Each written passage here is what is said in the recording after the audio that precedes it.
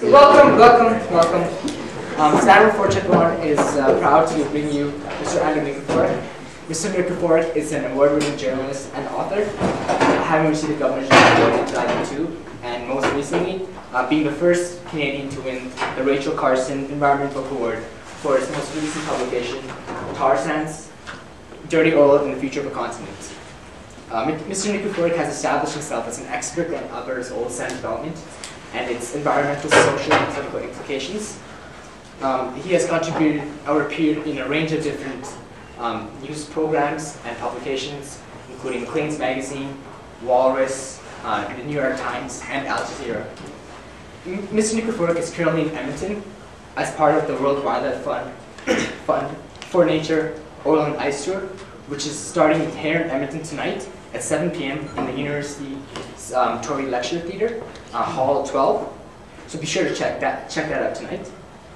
The tour is a cross-Canada tour which explores how melting Arctic sea ice and the exploitation of the Alberta oil sands are connected and how they're shaping Canada's future. However, right now, Mr. Nikiforuk will be discussing the effects of the oil sands on Fort Chipewyan and its residents and the community's concerns, an area which he has done a fair bit of work on. So, without further ado, let's give it up for Mr.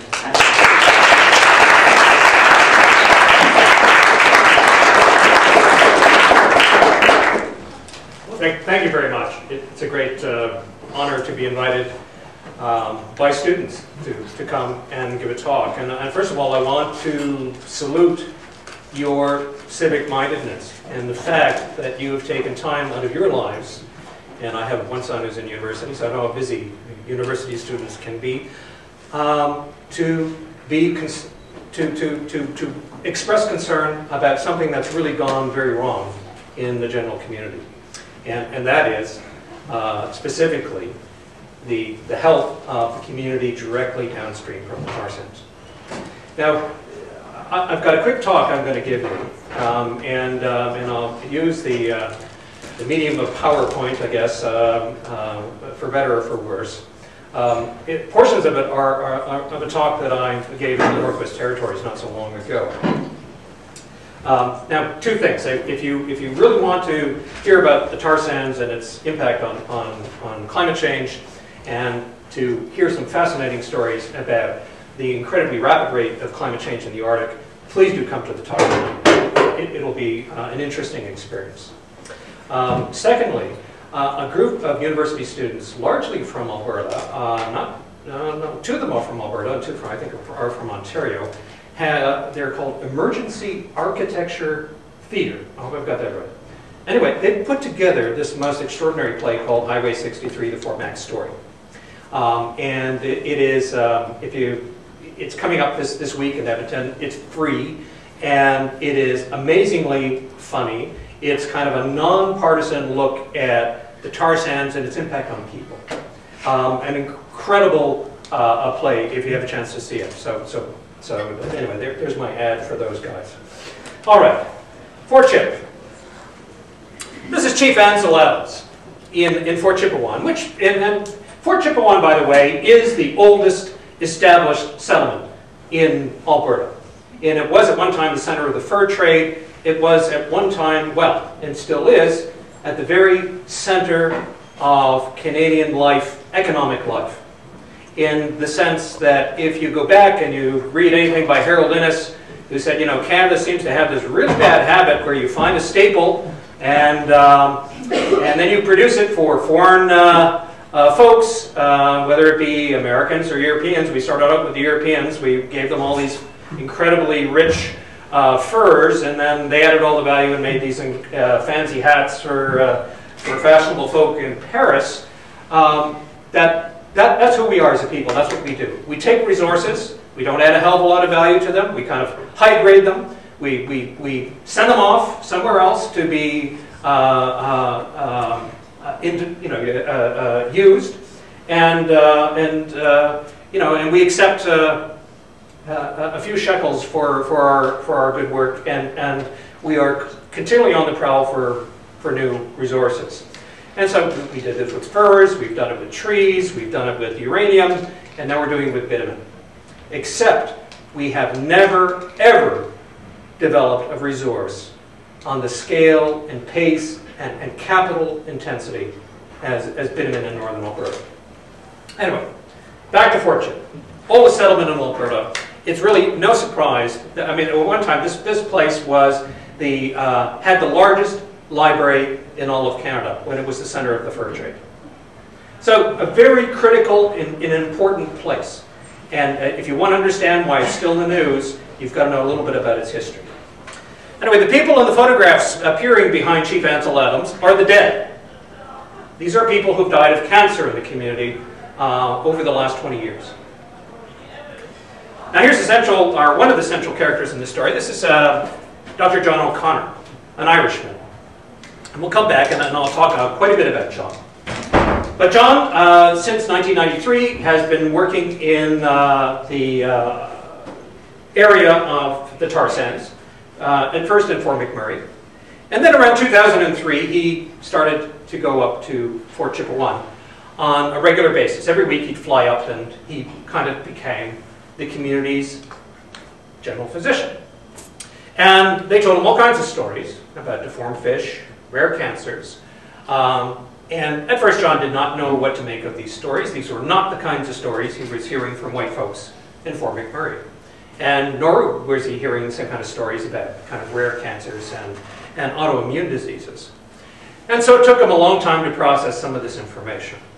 And, but then he began to see some rare cancers that he never expected to see. In particular, cholangiocarcinoma. Now, cholangiocarcinoma is a cancer of the bowel duct. And it is a very rare cancer. About 1 in 100,000 people will get this cancer. John's father died of this cancer in Ireland. So nearly 10 years ago, John looked after his dad before his dad died. He passed away 6 weeks after the diagnosis. So this is a very swift cancer. It's very painful, it's very brutal, and there's no treatment. So John knew a little bit about cholangiocarcinoma, and he thought after his dad's death that it would be unlikely he would ever probably see another case in his family practice. So when he saw his first case in Fort Chip, he was a bit concerned, a bit alarmed, and he said, you know, this is unusual. But you know what? I know what this is. I've seen this before. Now, cholangiocarcinoma is also a cancer that's difficult to diagnose unless you do a biopsy of the tissue.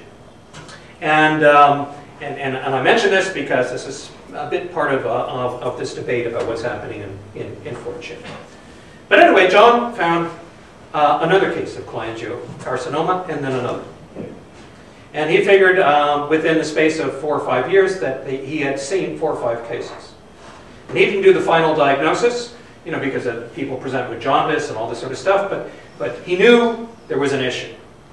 And he started to raise some questions. And he was simply a guy who asked the wrong question in the wrong place at the wrong time. And he simply said, what am I seeing here? Am I seeing an increased rate of disease as a consequence of environmental issues that may or may not be related to the tar sands? Am I seeing increased rate of disease in this community because of lifestyle issues? Or am I seeing increased rates of disease because of genetics? He was very careful how he worded this.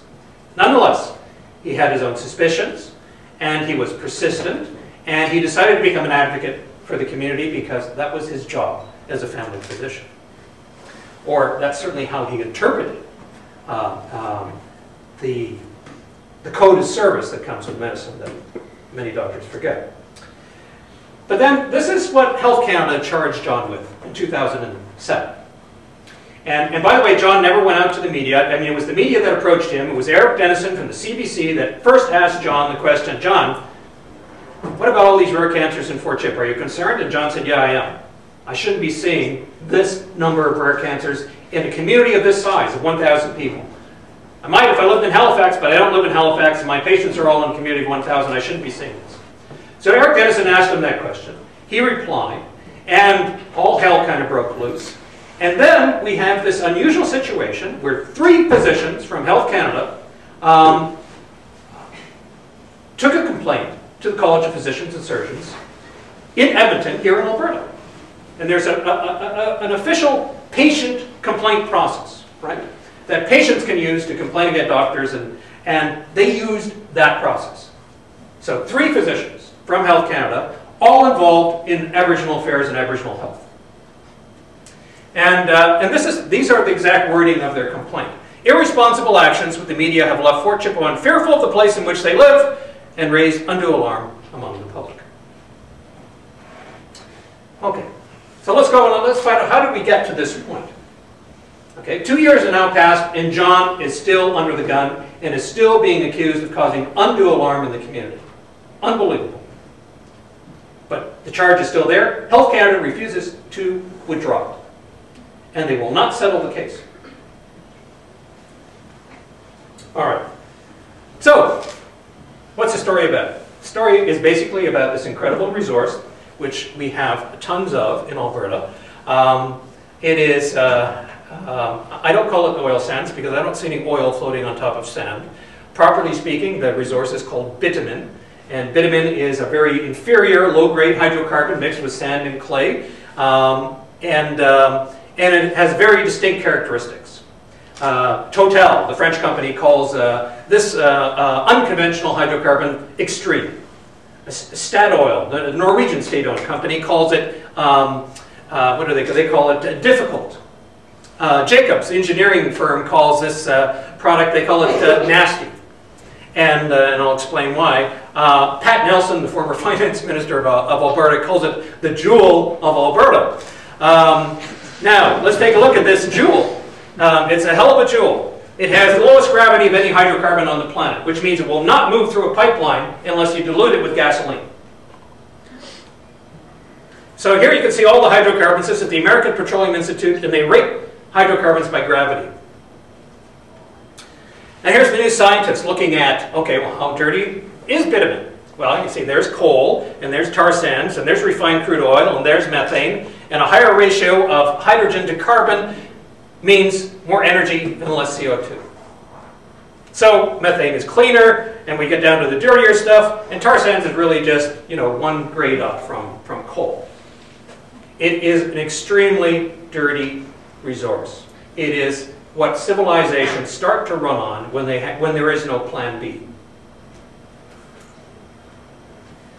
Now, of course, we've located this project, which now supplies the United States with about 12% of its oil, in the Mackenzie River basin, which is this kind of blonde line. And that is the world's 3rd largest watershed. It protects about 20% of Canada's fresh water. And we've got the Athabasca River coming from the mountains and from glaciers up to Fort McMurray, and then it empties into Lake Athabasca. And that is where the community of Fort Chip, of course, is really between the confluence of the Peace River and the Slave River and right across from the Athabasca. An absolutely beautiful place. It's on Canadian Shield. Okay. Now, here's the river that we need to produce this unconventional resource. The thing about unconventional hydrocarbons is that their water intensity is absolutely extraordinary. It's much more than that used for conventional oil, or for that matter for conventional gas. So there's this really bizarre, what is, you know, academics, you gotta love them and sometimes you gotta hate them, when they talk about this energy-water nexus. And you sort of say, well, what the hell do you mean by that? Well, it takes energy to treat water, and it takes water to produce energy like bitumen. And so, the process is simple. You dig it up out of the ground, you put it in a big washing machine, you separate the bitumen from the sand and the clay, and it takes 12 barrels of fresh water to produce 1 barrel bitumen. Now, in this process, you have 3 barrels of water that are going to be so contaminated with the clay and sand that they go into the tailings ponds. And the rest of this water then will be recycled by industry and used again. So every year, industry has a license to use enough water to supply really 2 Calgarys, and that's all coming out of the Athabasca River, and that is an issue for everyone downstream. And 90% of the water taken out of the Athabasca, which is in the foreground there, ends up in these tailings ponds.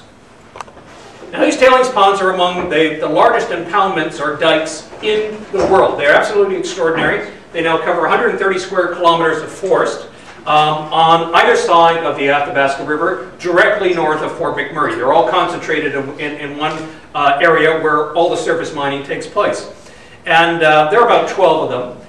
The Mildred Lake settling basin, which is owned by Syncrude, is the world's second largest dam in volume of construction material. So Three Gorges Dam in China, and then boom, the Syncrude Dam in northern Alberta. Now, all of these ponds are leaking. All of them are unlined. The group of engineers here from the University of Alberta testified before the Standing Committee on the Environment in Ottawa at springtime, and because the Standing Committee has got up, and I would encourage you to look at some of their documents, did some hearings on the use of water in the tar sands. And so a couple of engineers from U of A came and they testified, yep, you know, we've got some problems. You know, number one, all of these bloody dikes are unlined. All of them. So they're all leaking. And because they're all leaking, we have these moats. And how many of you have been up to Fort McMurray? Okay. Cool. How many of you have been by the tailings pond? Did any of you actually go try to deke past all the security and get to one of them? Yeah. I worked on this. Okay. So, and you get to these moats, and the stench of hydrocarbons is unbelievable, and you know, and they're very deep, and usually there's water in them, and they've got pumping stations, and so that your company is fiercely trying to pump back all the stuff that's leaking back into the pond. There is no transparent data about how much of that stuff is actually getting either into the Athabasca River or into groundwater. I met a guy just a couple of months ago on the West Coast who had been hired by a couple of companies to do some research on some of these ponds. By federal law, the companies now have to know exactly how much toxic material are in these ponds, and most companies don't know. This guy was telling me that some days when he was sampling the water and the tailings and stuff, I mean, a truck would arrive, a guy would come out in a hazmat suit and just dump a whole bunch of crap into the tailings pond and have no idea what the hell's going in there. Anyway, he told me that on one particular day at one of the ponds that he was doing research on, they were calibrating, putting their numbers together, and a huge amount of volume of stuff had somehow disappeared somewhere. And he took the information to the chief engineer in charge of this particular pond, and the engineer looked at the data, and he was surprised because he just lost a lake of stuff somewhere, and he didn't know where, and all he said was, "That's not good." So we don't know where a lot of this stuff is going. Now, the issue of toxicity, let's get right to it. You can actually see the bitumen floating on top of these ponds. These ponds, it's not just sand and clay, but it's also bitumen and water. And the reason they exist is because engineers had difficulty calculating how long it would take the sand and the clay to settle out from this wastewater. And they thought it would be a simple process. They really underestimated how stubborn the clay would be and how the clay would bind to the water for such a long time. So they thought, okay, what's the most economic way then to deal with this problem? We got a problem here, right? So they said, okay, well, we'll just keep on building these dikes, and they'll get bigger and bigger and bigger, and we'll just cram more stuff there, and hope that sooner or later either Mother Nature will come up with a solution, or the stuff will just filter itself out. And so the problem has been allowed to grow exponentially. Now, if you're a duck and you land on one of these things, you're going to get coated in bitumen and sink to the bottom, and then in a couple of days float back up when you're all bloated. Again, the scale of these things is extraordinary. Here you can actually see this is 100 meters off the ground, off the forest floor. It's all made out of overburden or stuff used for the construction of the mine site, so it's mostly sand. The material is sand that we're using to build these dikes. Now, back in 1974, Alberta Environment said these large open bodies of polluted water probably represent the most disturbing aspect of mining in the tar sands. Notice, Alberta Environment was then calling it the tar sands and was talking about pollution. This is back in Peter Lougheed's day when the government still had some degree of decency and actually believed in telling the truth occasionally. So here they knew they had a problem, a hell of a problem.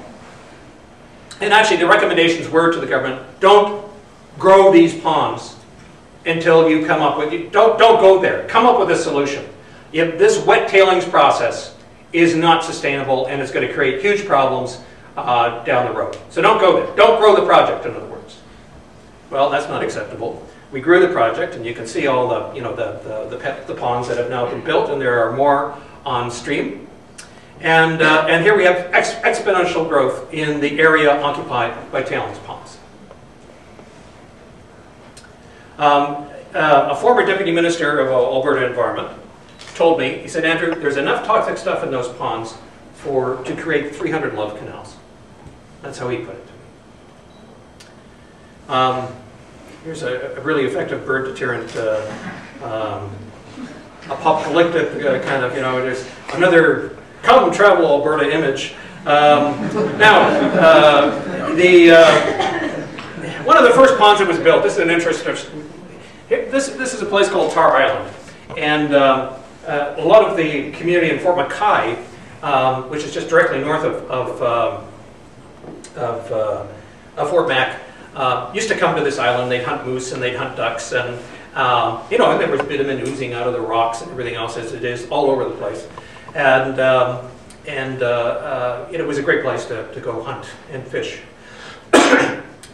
Suncor's first tailings dike was made out of that island, so they sealed off both sides of the river and built this pond. And here it is today. It's in the process of reclamation, but it has been leaking for 30 years. And the basic reason is that the river has eroded the base, the toe base of the dike continually. Again, we do not really have good accurate data or transparent data on the volumes of stuff that have leaked out of this pond over the last 30 years. Now, the Mackenzie River Basin Board in the Northwest Territories has sort of said, you know, what happens if one of these things were to break? Well, we know what would happen. The consequences would be catastrophic for people downstream. But mind you, there are only 40,000 people living downstream, and most of them are Aboriginals. And in Canada, that means that we're not going to worry too much about this.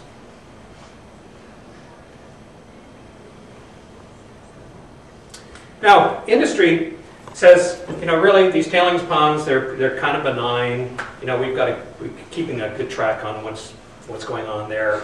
And what more importantly, we're really recycling all that water. We're doing our best to recycle this water and take less from the Athabasca River. What they don't add is that in the process of recycling the water from the ponds, they are thereby concentrating the pollutants in those ponds. So they are concentrating the salts, the chlorides, the ammonias, and the other nasty stuff, with the result, and here's a Natural Resources Canada report from 2008 by Eric Allen, a student of David Schindler. Continuous recycling of tailings pond water has contributed to a decline in water quality that has consequences for bitumen recovery, water consumption, and reclamation efforts. In other words, by recycling this stuff, we are really making the problem much worse. Now, curiously, there's really been no regulations on tailings ponds until last year, when the Energy Resources Conservation Board belatedly, but not shamelessly, introduced its first tailings criteria. And this is only 8 years after the tar sands industry in Utah had come up with a dry tailings process that didn't require the use of water. And basically they said, you know what, this wet tailings process is got to end by 2015, and here are the new criteria, and this is what we expect companies to do. So remember, 1974 was when Alberta Environment identified the tailings ponds as a clear issue and problem in the tar sands. We have no concrete action on it until 2009. And I think it's important to remember that this regulatory body is 58% funded by industry. It is a dysfunctional regulator. Now, we're coming back to the Fort Chip story. Now, for the last 10 years, fishermen in Fort Chip and the commercial fishery in Lake Athabasca at one time used to be very significant, have been complaining about diseased and deformed fish in Lake Athabasca for a long, long time. Now, we need to add some caveats here. Lake Athabasca is kind of a sink for all kinds of stuff. You've got pulp mill pollution coming down the Athabasca, you've got agricultural runoff, you've got tar sands pollution, plus you have several abandoned uranium mines on the east side of Lake Athabasca. We also have a lot of people in Fort Chip that are living in homes from those abandoned uranium communities on the east side of Lake Athabasca, which they actually brought across the lake during the wintertime when it was frozen.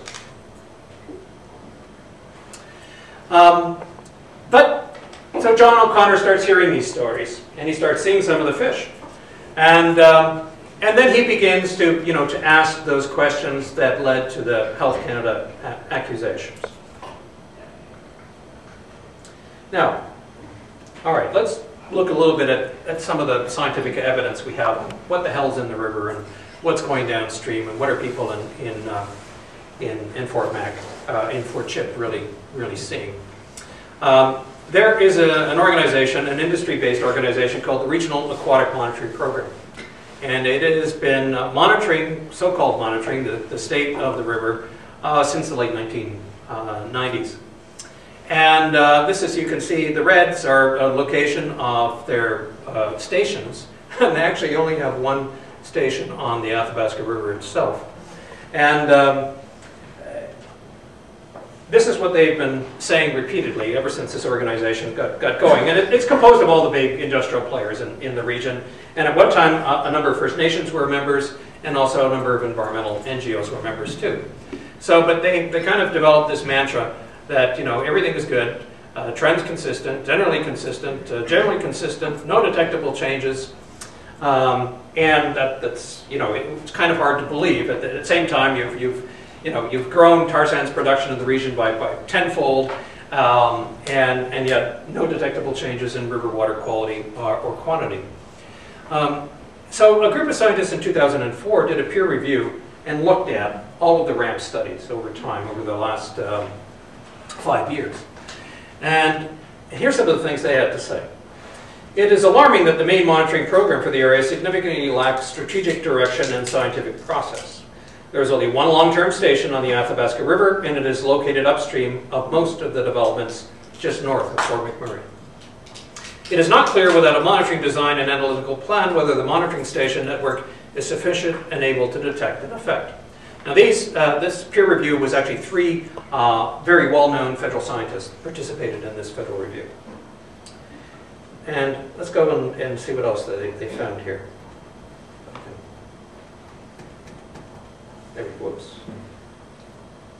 All right, so another thing that RAMP did was that they were going to say, okay, we know the acid rain is going to be a problem, right? So we better monitor around 50 lakes in the area to see if the acidity and pH levels are changing over time as a result of rapid tar sands development.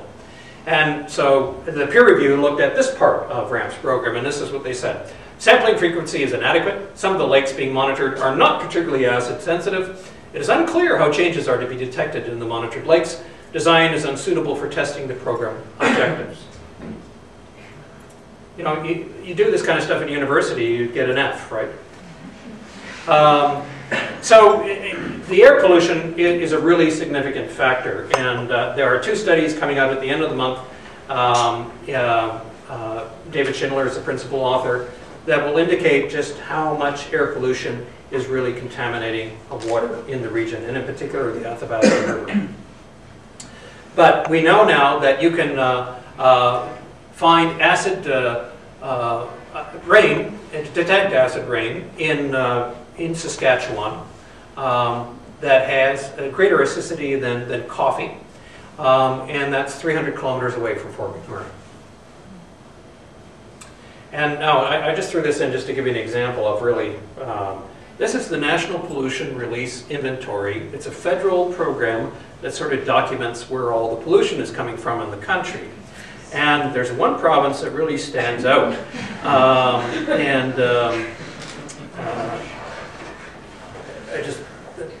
To me, that's a stunning image. Okay, so we're back to Fort Chip again. And okay, and the fish program. Oh, okay, so the Regional Aquatic Monitoring Program had a fish program. What did they, okay, the program lacks a clear focus and a clear hypotheses regarding what it is trying to do. Oh, great. The project has suffered from inconsistencies in study design, study areas, sampling methods, and quality control practices. We had expected that a report on fish abnormalities would have some reference to traditional knowledge, but no, it doesn't. And here are some of the fish that are coming out of the lake. Bulging eyes, deformed spines, and tumors. And again, I'm not suggesting that this is a direct result of tar sands pollution. I'm suggesting that we do the damn proper studies to find out what it is evidence of. Cumulative effects. A major conclusion, that cumulative development in the oil sands area had not resulted in the degradation of water quality within this stretch of the river is not warranted. They said, look, all this bullshit you've been saying for the last 10 years about river quality not being affected is bullshit. Because your data is not consistent, you're moving your stations around, you're measuring different parameters, and there's no scientific leadership to this whole program that you've set up. Which kind of begs the question, why was industry doing this and why was government not doing it? Snails, mussels, other, RAMP was looking at those guys too. It's a mystery why RAMP chose to abandon the Athabasca River after only 1 year of study on snails and mussels. So they sort of stopped looking at these creatures altogether in the river. And then, okay, so then all the RAMP folks, they got this peer review, which was never released publicly, and they said, okay, wow, let's see if there's any truth to all these findings. And sure enough, they said the suitability of the current RAMP design for monitoring for regional effects is uncertain. In other words, we probably don't have a really good program here to determine what kind of regional effects the rapid tar sands development is making, and the current density and location of RAMP sampling stations may not be appropriate. So there they basically admitted that millions of dollars had been spent on a half-assed industrial-run program basically designed to find nothing, to find no problems. And so, but back in 2007, they still came back, and they were back to their old habits and saying there were no detectable regional changes in aquatic resources related to oil sands development. Now, the two studies I've talked about that will be coming out in about a month's time, that David Schindler is the lead author, will directly contradict this statement from RAMP. We've had other studies in the past that have already contradicted it. Steroid production by ovaries and testes was lower in fish captured in the vicinity of the oil sands. The most dramatic reductions were seen in fish from the Steep Bank River in the area of surface mining disturbance. These are the kind of fish they're looking at. These are kind of minnows. Here's a Kovecchia, who works for the federal government, did a study. Said early exposure of the early life stages of fish to oil sands constituents is associated with mortality and larval malformations, such as edemas, hemorrhages, skeletal and eye defects. And she talks about the fish that they find these kind of defects in. So is the tar sands having an effect on local fish populations? Absolutely. So where do we go? And I don't want to leave you all thinking, oh my God, this is a terrible story. It is a terrible story, but let me tell you a little bit about John and where he's now at in this process. Well, but before doing that, let's talk about the fact that there was a cancer study that was finally done. It was released just in January, I think, of this year. And rather a good study. It was actually peer-reviewed, which is unusual in Alberta. And we generally don't like peer-reviewed studies because then we can't bullshit people. And the study basically confirmed everything that John O'Connor and the community of Fort Chip have been saying for 10 years, that yes, there is an abnormal rate of cancer in the community of Fort Chip. There's about 20 to 30% more cancers than what this community should be having. And they said, yes, some of these cancers are bile duct cancers, as John had identified. And moreover, they found that there were cancers in people who had moved from Fort Chip to Fort McMurray, were working in the tar sands. They found 14 cancers in particular of that group of people from Fort Chip, and they had totally different cancers than the cancers that the people in Fort Chip were having. So they had cancer of the testes and cancer of the brain, and these are all fatal cancers, which is much different than the profile that you're seeing in Fort Chip, where we see cancers of the bile duct. I'm trying to think of some of the other cancers that are, there's a number, but so this was a really, really important study that basically confirmed that yes, there is a problem here, that, you know what, Aboriginal communities in the country generally have a lower rate of cancer than white folks because they're not living in industrial zones. But that doesn't seem to be the case in Fort Chip, that there are these elevated rates. And so John thought that with the publication of this study, that would, you know, Health Canada would have to say, sorry, John, you know. Now, meanwhile, the First Nations had written to the College of Physicians and Surgeons here at Edmonton, and they said, you know, these charges against John are absolutely outrageous. They said, we dispute the claim wholeheartedly for, and here's the claim that he'd been, you know, causing undue alarm. He said, well, we dispute that claim wholeheartedly, for we know that First Nation elders have been alarmed for some time about the impact of environmental contamination due to natural resource development in the north. So they're saying, you know, hey guys, wake up. We've been trying to talk to people in Health Canada for years, and nobody there is alarmed about anything. And furthermore, if there were concerns between the physicians with Dr. O'Connor, First Nations leadership on behalf of their members should have been advised and sought out for oversight. So in other words, if you really thought that John was overstepping his role and causing undue alarm, then why didn't you come to the elders and the chiefs and talk about it? Because we would have set you straight. We think we need more physicians like Dr. John O'Connor in the north. That was their letter to the College of Physicians and Surgeons. So after the Cancer Board report, and after this kind of support, and also support from the medical community across the country, which is now actually called for legislation to protect whistleblowers, you know, John thought, well, that'll probably be the end of it. And that this thing will be brought to a close, and we'll do it in a dignified way. In the meantime, though, he had participated in a number of documentaries. By the way, the charge had basically shut him up for a year, and you know, and he is an Irishman, and he said, you know, this is not right. This is wrong. And so a number of documentary filmmakers approached him, and he participated in those documentaries. Perhaps the best known is by Leslie Iwerks, and it's called Downstream. It will actually be shown on Saturday here in Edmonton. Excellent documentary. And so, you know, John has in many ways brought a tremendous profile and attention to this issue, much to the embarrassment of the federal government and Health Canada. Now, the three people that have directly accused Dr. John O'Connor of causing undue alarm refused to withdraw the charge. They are now pressing for a public hearing, or some kind of hearing. They've actually asked the college to do a full investigation of John, which will result in a paper. John will then get to see the paper, and on the basis of this paper, the college will decide whether or not to put John on trial for causing undue alarm, at which he could lose his license.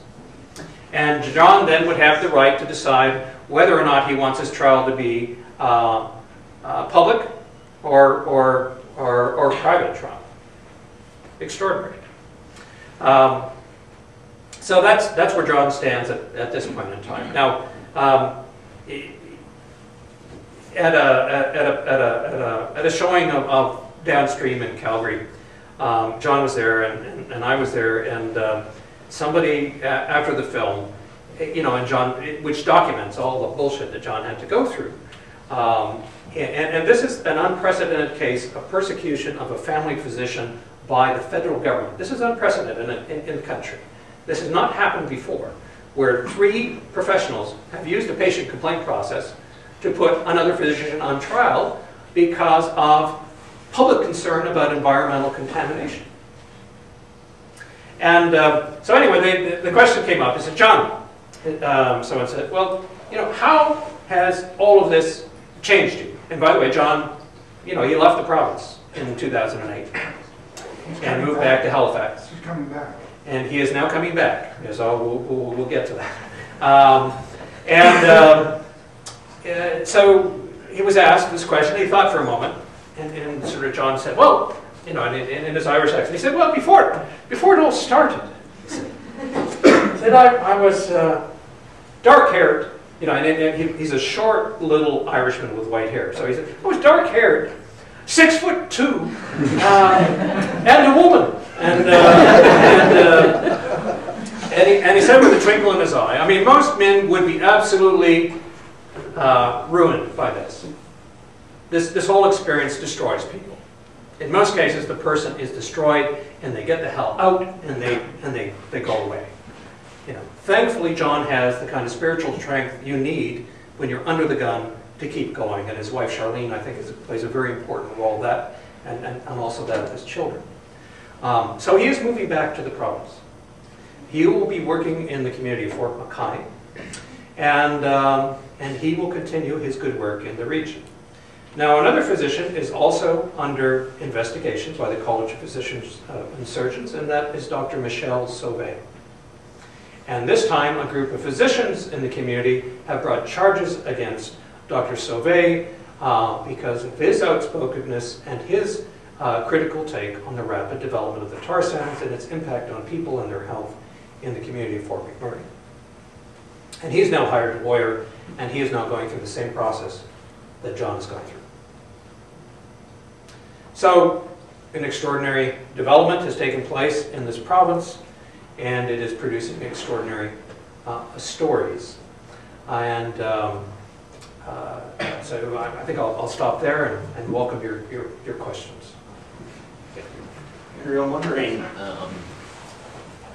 is it correct that the federal government would be responsible for the uranium mines out there? Yes. Okay, I'm just wondering if that is sort of also related to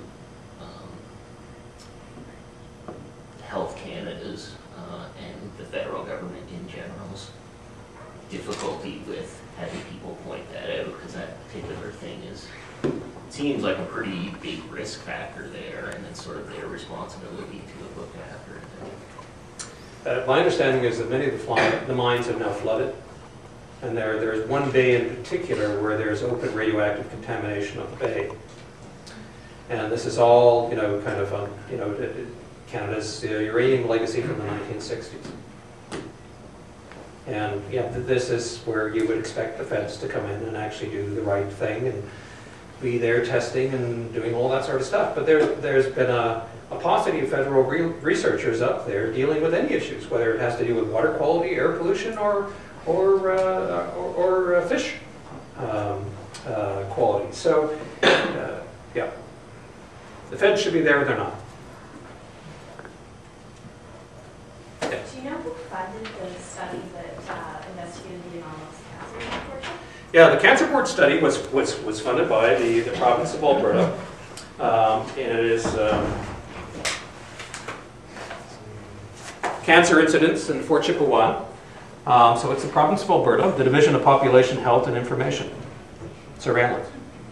So is that not like Health Canada related? No, this is Alberta Health. So this is provincial related. There was some federal input in here because some Health Canada people, and some of the same Health Canada people that have brought the charge against John have their names on this document. Okay? They're trying to save face. Yeah. Are the studies that the oil companies produce, like the data that they, is that available to other people to see, or is it? No. Any scientific data that the companies generate on their leases is private data. And it is very hard for scientists to access that data.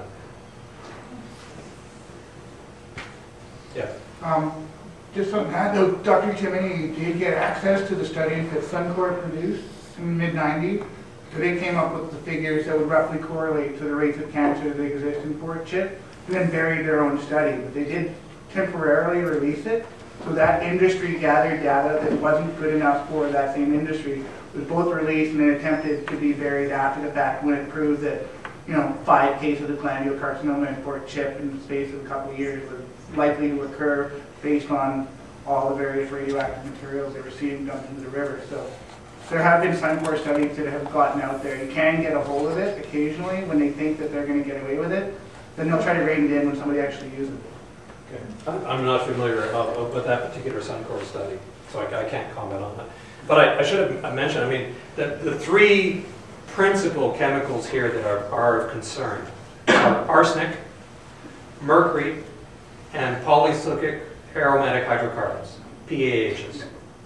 And PAHs will cause bile cancer in fish downstreams from coking operations. You know, we've got 3 big cokers on the Athabasca River there. And we know that arsenic will also cause of many of these cancers. And, you know, and then there's a huge wealth of stuff on mercury. But those are the 3 principal chemicals that the scientists are most concerned about. And we're not even quite sure how they're all going to behave together. So again, Timothy said they would go up 8 to 18 times in the carcinogenic components if you mix them together. They have synergistic effects. They can multiplier effects. Yeah. I'm just wondering what you think of the media's role in this, because like I'm surprised to have not heard much from them, yet they can pick and choose battles, and you know, they can cause hysteria over the flu or whatever. Yeah, well, they're too busy with the flu at the moment. Yeah, it seems like. Shouldn't they be investigating this a little more, and shouldn't we be hearing more about it? Because they can honestly do some good when they speak up about issues like this. Oh, that's a good question. Yeah, there should be more reporting. But there hasn't been. And there hasn't been because, I mean, it's extraordinary to me that the Globe and Mail, the CBC, the National Post, CTV, have not opened a bureau in Fort McMurray in the last 10 years. I mean, this is the world's largest energy project, the most capital-intensive energy project on the planet, the world's largest engineering project, and yet our own media cannot be bothered to have people there on the ground covering all of the incredible stories taking place there all the time. By the way, I mean, I was introduced as an expert on, I'm not an expert on this. I mean, nobody's an expert on anything that big. I'm just an informed layman, right? So, and I followed certain stories. I thought John's story was an incredible story. And as soon as I read the first scientific studies that I found on cholangiocarcinoma in fish and cokers, I knew that this was an important story. And that these cholangiocarcinomas appearing in these people downstream are not there by accident. It would be great to see more reporting, but I don't think we will. I think the fact is that the media is in big trouble these days. It's collapsing. It's becoming more focused on short-term hysteria and stupid things, and twittering its life away. And journalists really have about as much credibility these days as the average lawyer, which is not very good. You know, and so have we done our jobs up there? No, we haven't. I know in Alaska recently, a professor was recently, it was accused of alleging to have been shut down by oil companies for being critical of them in Alaska. That's right, yeah. Is the situation at all similar in Alberta? Do you know? Yeah, Alaska is a petrostate. Right? Alaska, but the government generates about 30 to, I don't know, it might even be more than 40% of its income is coming from oil in Prudhoe Bay. Right? And so royalties and rents and taxes from that oil runs the government of Alaska. The same way that royalties and taxes on natural gas and oil run this province. But 30% of our income comes from hydrocarbons. And the way, so that Alberta is then, that's a classic petrostate. When you get more than 20% of your revenues coming from a resource, particular resource, boom, you're into petroleum politics. And what happens is that your government starts serving the resource. And it starts serving the resource because that's where the income is coming from. It uses that income to lower taxes. So it becomes more dependent on that income. And it feels, it's not some kind of wild conspiracy or, evil intent. It just says, okay, wait a minute, natural gas. God, that's what makes governing so easy in this province, or apparently so easy. We don't have to work for that money. it's there, right? So, and then we'll make everyone feel warm and fuzzy about the whole thing by lowering your taxes and saying, look, you have no sales tax, but no taxation, no representation. And so over time then, these petrostates, Alaska, Alberta, Wyoming, Saudi Arabia, Venezuela, Russia, Nigeria, go on and on and on, and you can see different degrees and different, some are left-wing petrostates, some are right-wing petrostates. Doesn't matter, they all get contaminated by the money. And yeah, and so when someone starts attacking the resource, and they take it personally. They say, you can't do that. We're running our hospitals with this money. Do you have any instances? You wouldn't have a university without this money. Do you know of any instances in academia in Alberta where professors have been shut down? How many professors in this province have openly come out and questioned the pace and scale of the tar sands? I think maybe 2. So yes, it's there. And it's silent and it's insidious. And and if you're the Encana Chair of Political Science at the University of Calgary, I mean, what the hell? Are you going to come out and you're not? You've been compromised. I think that's all the time we have for today. Thank you to Senator.